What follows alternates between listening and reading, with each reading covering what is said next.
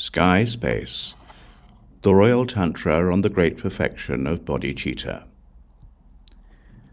Wisdom that equals the sky is not the meaning of a sound.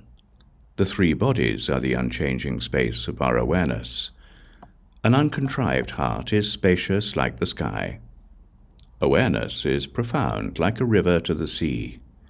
Its true nature is a profound secret. All of the dharmas dawn on our awareness without our seeking them.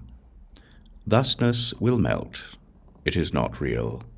Its clarity is beyond all our visualizations.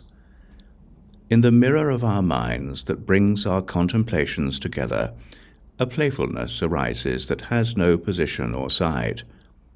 All-encompassing awareness is the dominion of the Dharma.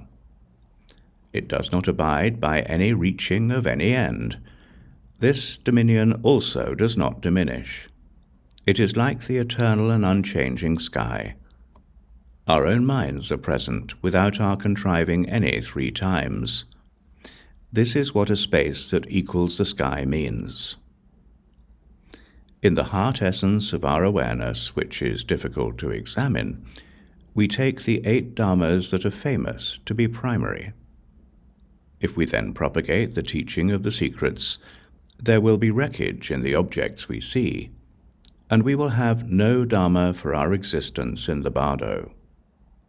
In the 4 sounds, for our views and practices, there are reverted practices. We fall suddenly, like comets.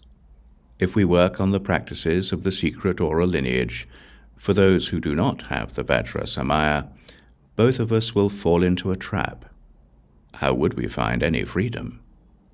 Those who do not get the meaning of self-luminous awareness use the pride of their attachment to and hatred of themselves and others, and use an arrogant attitude, in which they proudly believe that they are wise, to give birth to an attitude about high and low positions and sides.